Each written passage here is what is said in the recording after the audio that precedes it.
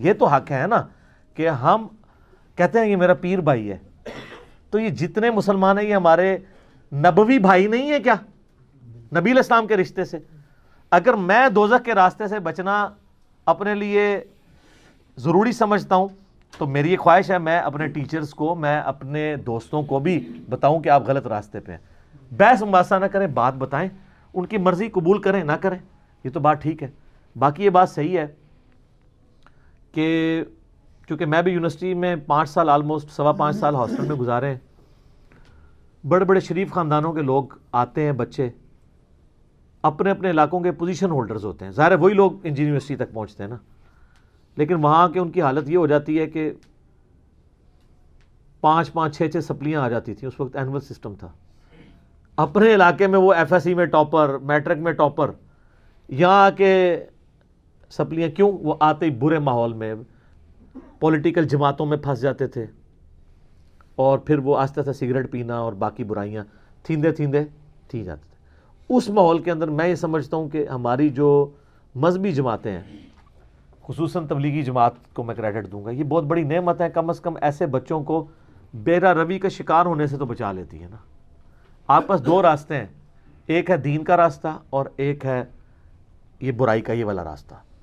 اس میں تو آپ کی سپلیاں آئیں گی، لیکن یہ جو دین کے راستے میں لگے ہوئے لوگ ہیں نا، اس میں میجارٹی لوگ پوزیشن ہولڈرز تھے. ہم خود، چونکہ میں تو خیر اس وقت دعوت اسلامی میں تھا، میں اس اعتبار سے ان کو بھی ایک نعمت سمجھتا ہوں، کم از کم کسی حوالے سے تو ایک مذہب کا نام تو ہے، باقی عقائد سے تو اختلاف ہو سکتا ہے.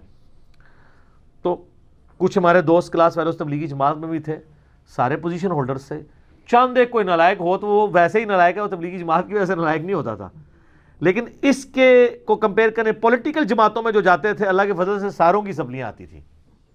تو اس لحاظ سے مذہبی جماعتیں ہماری یونیورسٹیز میں نعمت ہیں، ان کے ساتھ اٹیچ ہوں، برائی سے آپ بچیں گے، وتواصوا بالحق وتواصوا بالصبر کے تحت اچھا ماحول ملے گا. لیکن اس میں یہ ہے کہ وہ تبلیغ جماعت والے بھی جب نیت کرواتے تھے وہ کہتے تھے کہ بھئی فائنل ایئر کے بعد میں 4 مہینے لگاؤں گا، یا اگر ان کی کوئی گرمیوں کی چھٹیاں یا پریپس آتی تھیں 3 مہینے کی، اس میں وہ چلہ لگوا لیتے تھے.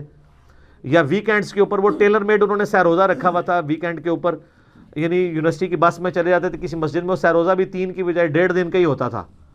تو وہ اکوموڈیٹ کرتے تھے پڑھائی میں، یہ نہیں تھا کہ پیپروں میں اٹھا کے لے جاتے تھے لوگوں کو. یہ بالکل پراپوگنڈا ہے. اگر کوئی ایک آدھ فنیٹک موجود ہے، اس نے اس طرح کی حرکت کی ہے، تو اس کی وجہ سے یہ ماں باپ یہ نہ سمجھیں کہ ہمارے بچے دینی تنظیم سے لگے تو جاتے رہیں گے. اور نہ تبلیغی جماعت والے آپ کو یہ کہتے ہیں کہ آپ یہ تعلیم چھوڑ دیں. لیکن بسا اوقات کچھ لوگ ایسے ہوتے ہیں جو بڑے سینسٹیو ہوتے ہیں، وہ دین کے معاملے میں اتنے سینسٹیو ہو جاتے ہیں کہ وہ تھوڑا سا دین میں آتے ہیں تو وہ کہتے ہیں یہ دنیاوی پڑھائی تو بالکل فضول ہے، لہٰذا اس کو تو میں چھوڑوں گا، میں اب عالم دین بنوں گا. ہماری ویڈیوز کی برکت سے کم از کم ان کا یہ نشہ نکل گیا ہے کہ عالم دین بن کے جو کچھ بننا ہے نا، تو وہ کہتے ہیں اللہ معافی دے، اے نہیں بننا.